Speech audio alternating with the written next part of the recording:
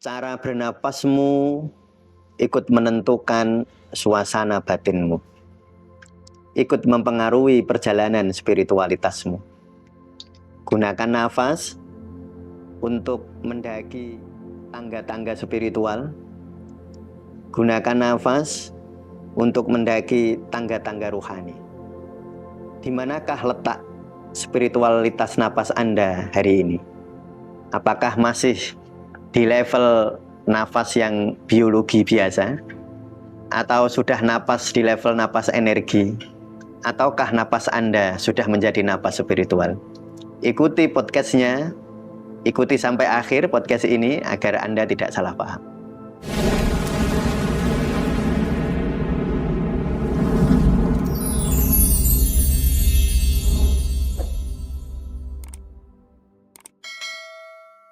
Assalamualaikum warahmatullahi wabarakatuh. Waalaikumsalam warahmatullahi wabarakatuh. Kali ini di ngaji panduan praktis zikir nafas. Ya. Baik kawan sepuh dimanapun Anda berada, kita hari ini akan melanjutkan ngaji panduannya, yaitu ngaji buku panduan praktis zikir nafas yang sekarang sudah episode 40-an. Nah, kemarin ada yang tanya playlistnya di mana Mas? Ya, nanti akan saya pin di kolom komentar. Oh iya, ya itu penting itu. Ya, biar teman-teman bisa belajar lebih detail ya. Lebih detail dan runtut. Ya runtut sehingga tidak, ya kalau saya bahasanya itu tidak kehilangan jejak. Ya baik, saya lanjutkan ya Mas Fair ya. Ya. Jadi kita masih membahas tentang level spiritualitas nafas ya. Jadi kalau dilihat dari sisi pernafasan, level spiritualitas itu ada 3 ya. Satu, sohibul waqt, orang yang terlalu fokus kepada ruang dan waktu Mas Fair, sehingga dia lupa menikmati nafas. Jadi lalai lah, ghaflah. Lalai sih. Ma'ruf lah. Nah, lalu yang kedua, tingkat yang lebih tinggi dari itu adalah sohibul ahwal. Sesekali dia sudah merasakan kenikmatan atau menghayati nafasnya. Lalu yang ketiga yang akan kita bahas pada kesempatan kali ini adalah tingkat tertinggi dari level spiritualitas nafas, yaitu sohibul anfas ya. Jadi kalau sohibul waqt itu orang lupa bernafas, maksudnya lupa nilai-nilai pernafasan, lupa hikmah-hikmah nafas. Yang kedua, sohibul ahwal itu sok-sok inget. Kadang-kadang inget ya. Kadang-kadang inget, kadang-kadang enggak. Kalau sohibul anfas itu orang yang spiritualitas nafasnya itu sudah mengalir di dalam darahnya, sudah ngikutin oksigen di dalam darah. Jadi kesadaran penuh. Larut tapi sadar gimana ya? Itu puncak ya. Ya, kesadaran yang berbeda ya. Ya, jadi kalau orang larut dan sadar itu beda dengan orang sadar belum larut. Kalau orang larut sadar itu keheningan Mas sebenarnya ya. Tapi kalau belum larut sudah sadar itu kesadaran intelektual. Kesadaran di pikiran aja. Ya baik, sekarang yang sudah memegang bukunya masuk ke halaman 27 ya. Halaman 27 paragraf kedua. Nomor 3 tentang sohibul anfas. Ini adalah puncak atau tingkatan tertinggi dalam hierarki ini. Maksudnya dalam hierarki spiritualitas nafas ya, yang menandakan penguasaan diri yang luar biasa. Dia tidak lagi dikuasai oleh pikiran dan perasaan, Mas. Tidak lagi dikuasai oleh beban-beban masa lalu. Tidak lagi dikuasai oleh kecemasan-kecemasan masa depan. Tetapi dia sudah melampaui itu semua, melampaui beban-beban masa lalu, melampaui kecemasan-kecemasan yang akan datang. Sohibul anfas adalah mereka yang telah menguasai napas mereka, bukan secara fisik, tetapi juga secara spiritual.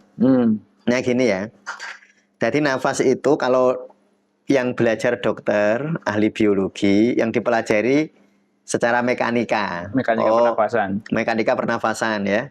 Jadi nafas masuk, oksigen masuk, dihirup, lalu perut mengembang. Itu kan mekanika Mas ya. Yeah. Kayak kemarin kita waktu zikir nafas puasa ya. Waktu 21 hari zikir nafas puasa itu kan saya jelaskan dengan detail ya mekanikanya itu. Orang kalau berpuasa lambungnya kosong, dia kalau tarik nafas lebih mudah perut mengembang ya. Itu mekanika yang diajarkan secara biologi. Lalu kedua, nafas itu sebenarnya aliran chi, aliran psikologis Mas. Yang ngalir itu chi. Nah, Ci itu apa ya? Nyowo orang Jawa ya. Jadi nafas itu kalau secara kedokteran masuk keluarnya oksigen dan karbon dioksida. Kalau secara psikologi masuk keluarnya nyawa. Dan nanti mempengaruhi emosi ya. Jadi gini, kalau di pembahasan tentang chi atau energi atau nyawa ya Mas ya. Kalau orang marah energinya terlalu naik. Kalau orang sedih energinya, orang takut energinya terlalu turun. Kalau orang sedih energinya terlalu memendar, terlalu memencar, melebar, terlalu meleleh. Jadi kayak es batu meleleh. Kalau orang cemas energinya terikat. Ya. Kalau orang egois energinya mandek. Nah, itu artinya energi itu menghasilkan emosi, Mas. Dan energi atau chi itu bisa diatur dengan nafas. Ya, bisa diatur dengan nafas. Nah, itu makanya kalau nafas menurut ahli energi atau ahli psikologi timur ya, ini bukan psikologi barat loh ya. Kalau nanya ke para psikolog nggak ada ilmu kayak gini. Ini maksudnya psikologi timur. Nah, kalau teman-teman membaca itu bisa membaca buku The Psyche of Emotion. Ya, Giovanni Massacia ya. Oh, itu kalau mau baca bukunya ribuan halaman. Kalau membaca secara rinci ya. Ya artinya apa? Bahwa pernafasan itu bukan hanya masuk keluarnya nafas, tapi masuk keluarnya emosi, Mas. Makanya kalau dizikir nafas, nanti teman-teman kalau zikir nafas kolbiyah itu kan di situ. Tarik nafas, terima, hembuskan nafas, ikhlas. Nah, level ketiga, pernafasan bukan sekedar keluar masuknya oksigen dan karbon dioksida, bukan sekedar keluar masuknya emosi atau energi. Tetapi pernafasan adalah membawa kesadaran spiritual gitu. Nah, itu yang ketiga ini. Jadi sohibul anfas adalah mereka yang menguasai nafas mereka. Bukan hanya secara fisik, tetapi juga secara spiritual gitu maksudnya. Jadi maksudnya spiritual sederhananya gini loh. Mas Jawir kalau nafas bersyukur nggak sih? Nah gitu maksudnya. Oh kalau Mas Jawir nafas selalu dihadirkan rasa syukur. Namanya nafas spiritual itu. Masuk Mas Jawir menghadirkan rasa syukur, mengembuskan nafas menghadirkan rasa ridho. Makanya kalau di tasawuf Indonesia terima, ikhlas ya, tarik nafas terima, menerima. Menerima itu pangkal dari rasa syukur ya. Pangkal dari sabar dan syukur itu menerima. Menerima dulu. Ketika orang menerima, dia baru bisa bersabar, baru bisa bersyukur. Nah, sehingga nanti ketika orang zikir nafas kolbiyah, tarik nafas menerima, hembuskan ikhlas, yang dibawa itu bukan sekedar emosi, tetapi penerimaan terhadap kehendak ilahi gitu. Qanaah namanya ya. Nah, jadi kesadaran spiritual itu maksudnya di situ. Ya, jadi nafas ketika digunakan sebagai wasilah untuk, kalau bahasa itu katalisator, Mas. Mempercepat reaksi spiritual. Jadi nafas itu digunakan untuk mempercepat reaksi spiritual. Nah, itu maknanya adalah bahwa pernafasan itu digunakan sebagai wasilah untuk menyadari rasa syukur. Menyadari syukurnya, menyadari sabarnya, menyadari ridhonya, menyadari mahabbahnya. Kalau nanti puncaknya kan bisa ke ridho, mahabbah, bisa ke rohmah. Oh, itu puncak, atau ke makom-makom tadi. Bukan sekedar hal, Mas. Kalau hal itu hanya sekilas-sekilas saja. Yang kemarin saya contohkan, yang sering orang terjebak di situ ya.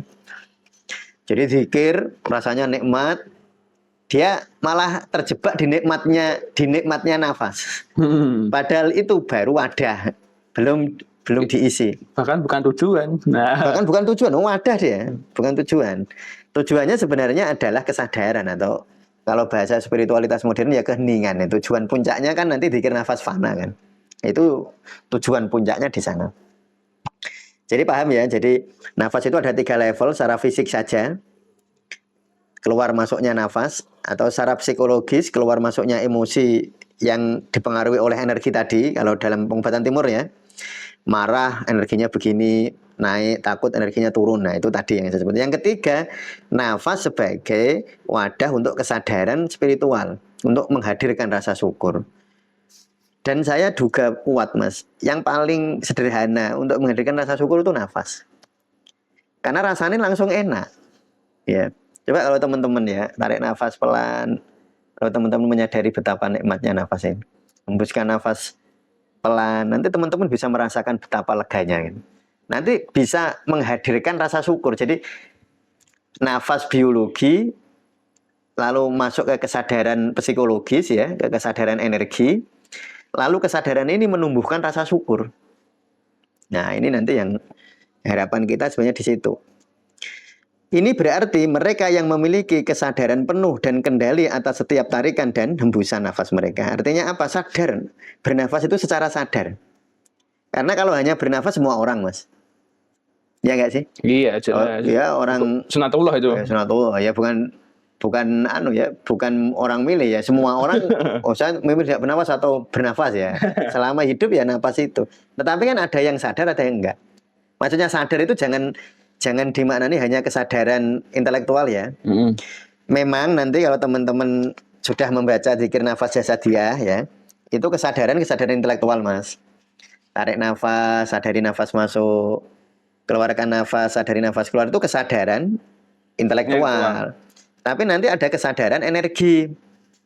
Yaitu kesadaran ketika tarik nafas masuk menghadirkan itu tadi ketenangan itu. Oh, tarik nafas masuk, marah saya terhempas.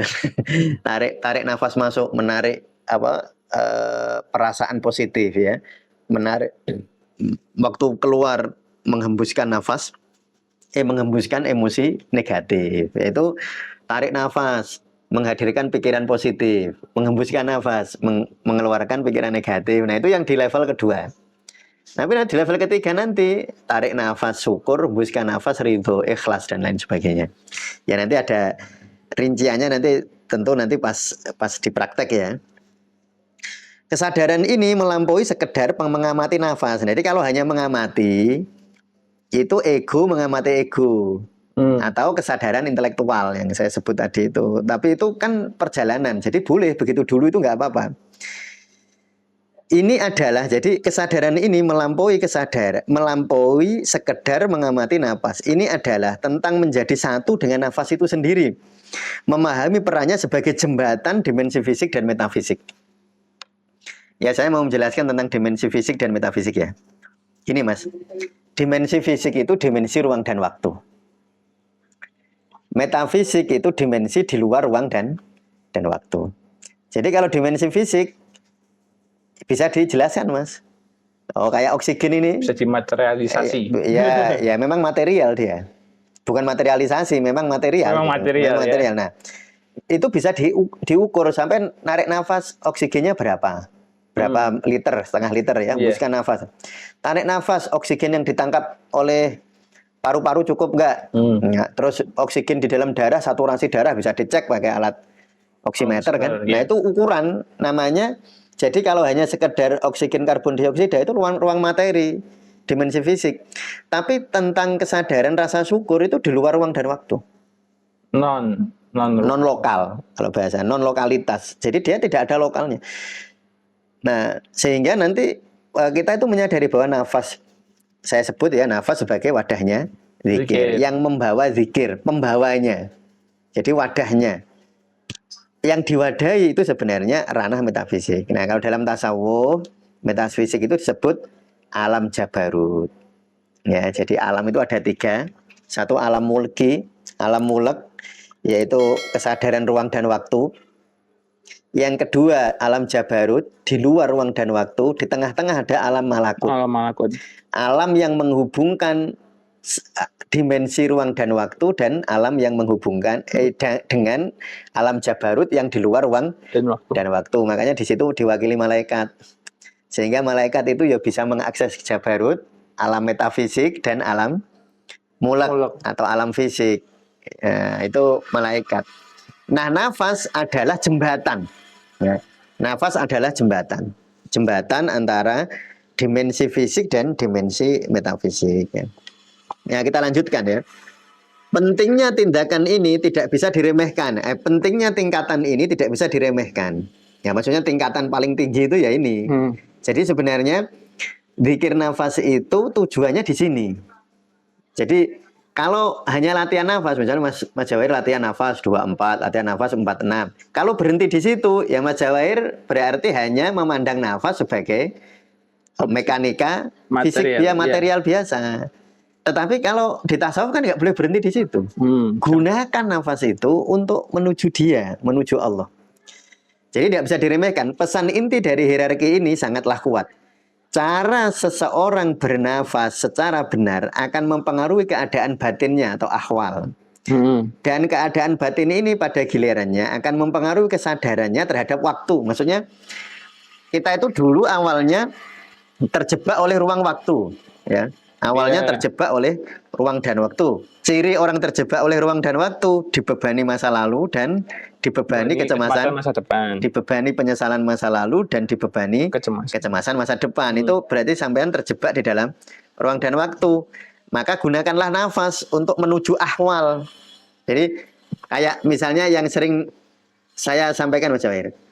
Jadi masuk ke dunia ahwal itu paling sederhana dengan jeda antar nafas. Ya. Kalau menikmati nafas waktu tarikan hembusan. Nah, jeda ini sebenarnya pintu masuk menuju keheningan atau pintu gerbang menuju alam metafisik itu di dalam jeda antar nafas. Ada playlistnya juga Mas itu. Ada. Latihan jeda, latihan tahan nafas ya. Tahan nafas. Nah, tahan nafas. Ya itu teman-teman ada playlistnya juga, itu dipelajari. Ya, jadi jangan hanya gini maksud saya loh. Jangan hanya teman-teman itu belajar ya. Teman-teman itu belajar ilmu pengobatan timur, ilmu tasawuf kayak gini, itu hanya berteori gitu. Ya saya sok-sok dalam tanda petik itu sedih ya. Sedih itu artinya ya nggak mangkal sih enggak. Cuma kadang-kadang saya itu agak kasihan. Ngelos dodo istilah bahasanya. Ya enggak segitunya juga sih. Ada orang WA saya. Kan banyak yang WA saya ke chat pribadi. Itu yang ditanya teori. Ya nggak apa-apa. Ya saya nggak apa-apa, tetapi saya menyayangkan sebenarnya. Saya itu lebih suka orang tanyanya praktek. Kan ada orang nanya pengertian nafas itu apa? Bedanya diri dengan ini itu apa? Ya itu bagus nanya kayak gitu. Tetapi kadang-kadang terjebaknya orang berteori itu dia lupa riyadhah. Terjebak ya Mas? Dia terjebak. Kayak tadi malam tuh di karma, waktu kita webinar karma ya saya selalu sampaikan. Ya praktekin aja, ya dipraktekkan aja, tidak perlu terlarut di dalam istilah-istilah. Ada istilahnya, istilah karma leluhur, istilah apa lagi, itu yang sering. Ya itu ya saya bahas juga sih. Cuma saya itu ingin teman-teman, saya berharap ya teman-teman tuh riyadhah latihan langsung. Nah nanti teman-teman cerita ke saya itu efek latihan gitu loh. Artinya pertanyaan itu muncul pertanyaan riyadhah, bukan pertanyaan teori. Itu lebih bagus Mas. Nah ketika seseorang itu berriyadhah, memahami teori lebih gampang. Bener. Jadi ketika orang itu sudah sering latihan, misalnya gini, zikir nafas. Sudah latihan, memang betul latihan. Dia hayati betul, tarik nafas sadari, hembusan sadari. Tarik nafas, datangkan pikiran positif, hembuskan, keluarkan pikiran negatif. Tarik nafas, hadirkan rasa syukur, hembuskan ikhlas. Terus dirasakno tenan. Nanti itu ya, teman-teman itu tiba-tiba cerdas. Engkau tiba-tiba sesuatu yang kadang-kadang tidak dijelaskan secara teks oleh guru, misalnya saya nggak jelasnya, teman-teman bisa paham. Terutama untuk hal-hal yang bersifat metafisik tadi, karena hal-hal yang bersifat metafisik di luar ruang dan waktu itu sering nggak bisa dijelaskan. Sering nggak bisa dijelaskan. Misalnya pertanyaan begini, Ustaz, bagaimana saya membedakan orang yang pilihannya itu pilihan ego atau pilihannya itu pilihan dari energi spiritual atau pilihan dari langit gitu atau pilihan dari bisikan dari Allah misalnya. Itu mencirikannya ada, saya bisa menjelaskan Mas, cirinya itu begini-begini. Tetapi kalau teman-teman nggak pernah ngerasakan, teman-teman hanya tahu tetapi seperti Mas Jawahir hanya tahu soto tapi nggak pernah makan soto. Tapi kalau Mas Jawahir sudah makan soto, penjelasan tentang soto kemarin-kemarin itu luruh semua. Nggak penting. Tahu resep soto tapi nggak pernah masak. Iya.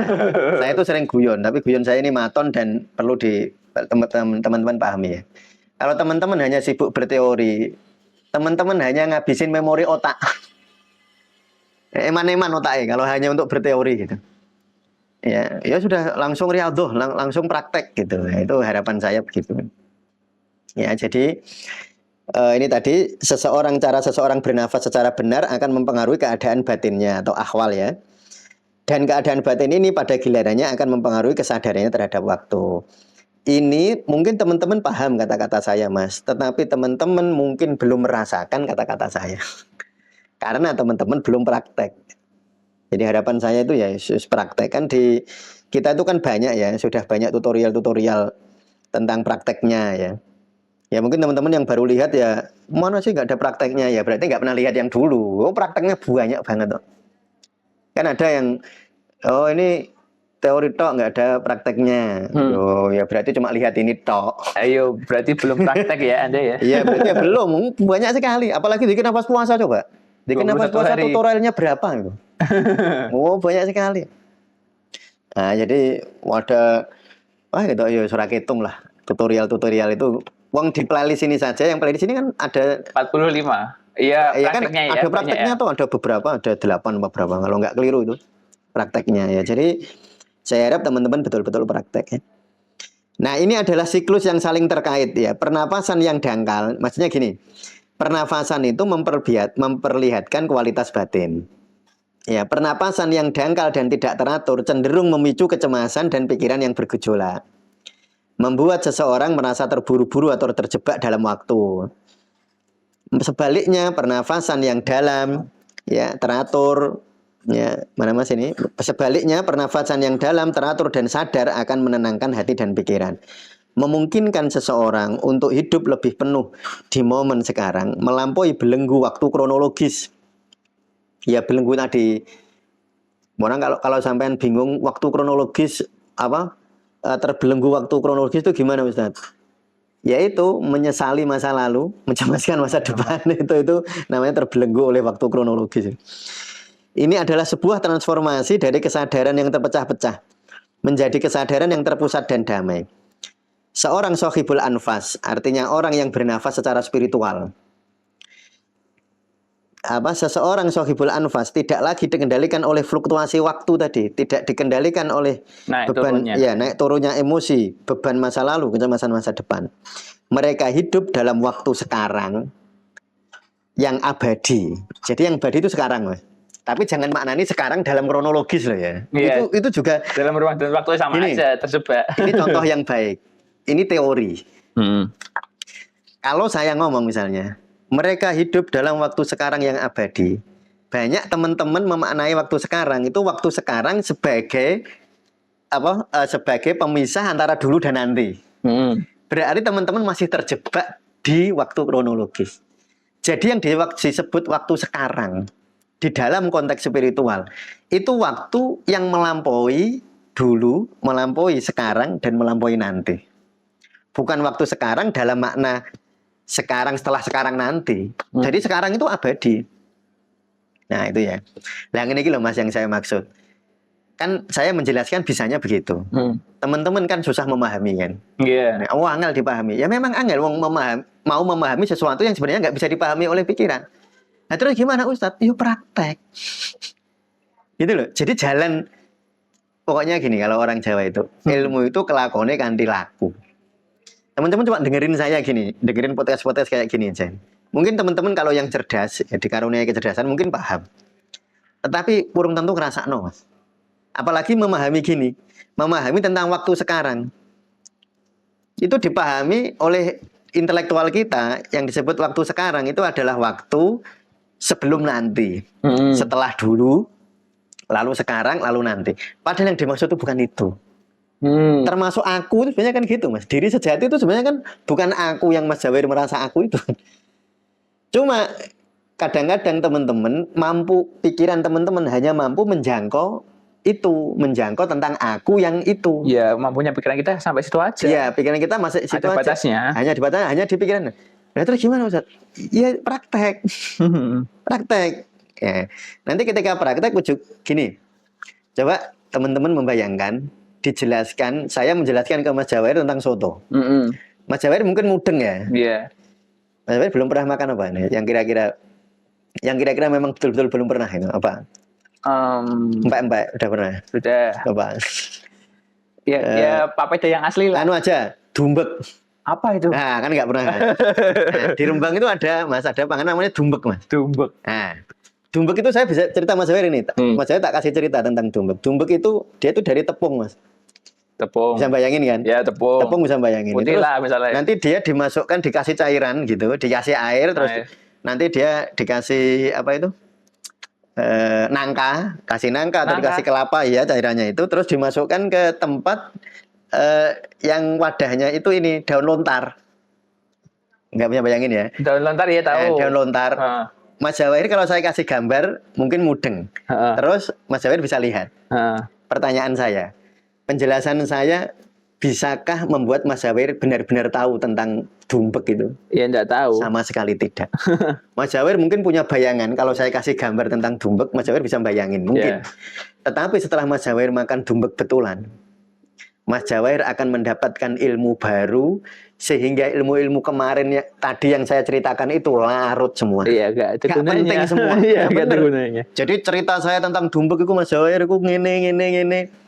Mas Jawair udah bayangin ini, tapi ketika Mas Jawair benar-benar mau merasakan itu, langsung merasakan, ilmu yang tadi itu larut semua.